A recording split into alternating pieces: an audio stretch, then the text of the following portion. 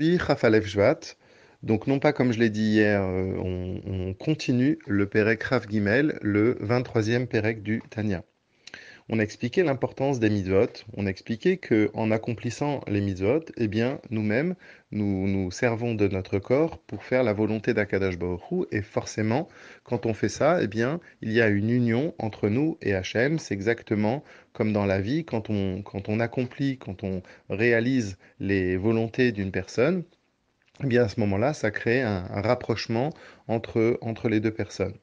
Bien, aujourd'hui, il va parler de la puissance de l'étude de la Torah. Parce que, à la différence des mitzvot, quand on étudie la Torah, à ce moment-là, c'est les forces profondes que nous avons. On n'engage pas que notre corps dans l'action physique, mais on engage notre compréhension, c'est-à-dire ce que l'on appelle en hébreu les kochot pnimim, les forces qui sont notre potentiel qui est profond, qui est pnimi. Ça engage la compréhension et ça engage le fond des choses. Et donc, quand on étudie la Torah, eh bien à ce moment-là, on s'attache à Akadosh Baruch Hu, on s'attache à sa volonté et surtout on s'attache à sa chorma.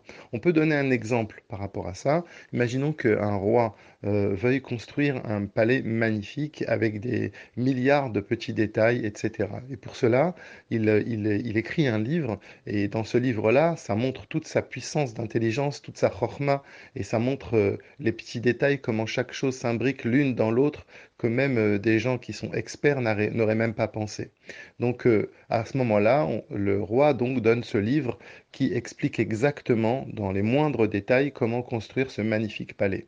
Alors les ouvriers qui vont construire le palais, bien évidemment, ils vont faire la volonté du roi et ils vont arriver à faire ressortir dans le concret tout ce qui était dans l'imagination du roi. Et donc, par rapport à ça, on pourra dire qu'ils sont attachés au roi. Cependant, le roi ne se trouve pas dans les briques et dans ce palais merveilleux. Si on veut connaître le roi, pour mieux le connaître, eh bien, si on étudie le livre, à ce moment-là, on va voir et on va s'attacher à la puissance de l'intelligence du roi, à sa force, et c'est là que l'attachement va être beaucoup plus grand. De même par rapport à la Torah, quand on étudie la Torah, bien évidemment, on s'attache beaucoup plus à Kadosh Baruch Hu. Alors tout ça, c'est pas pour dénigrer, hein, parce que en général, la problématique, c'est que quand on dit qu'un niveau est plus haut qu'un autre niveau, à ce moment-là, on ne sait plus quoi faire.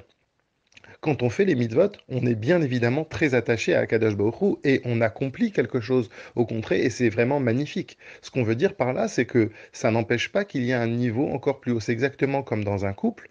Quand l'un fait quelque chose pour l'autre, eh bien c'est alvaï, c'est extraordinaire déjà. Il y a une union entre les deux personnes. Mais ça n'empêche pas d'aller plus loin, d'essayer de comprendre. Non pas simplement de faire des actions l'un pour l'autre, mais aussi de comprendre l'autre profondément. Pourquoi il veut ça? Comment il est? Qu'est-ce qu'il est profondément? Eh bien, c'est ça justement l'étude de la Torah, la supériorité de l'étude de la Torah. Et encore une fois, supériorité ne veut pas dire il faut chaque chose dans le monde. Et les mitzvot, sans les mitzvot, eh bien, comme pour l'exemple du palais, il n'y aurait pas de roi, il n'y aurait pas de palais.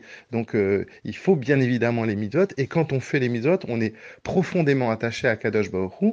Il faut aussi aller un peu plus loin, essayer de comprendre ce qui se cache derrière cette volonté d'Hachem, et c'est en cela la puissance de la Torah.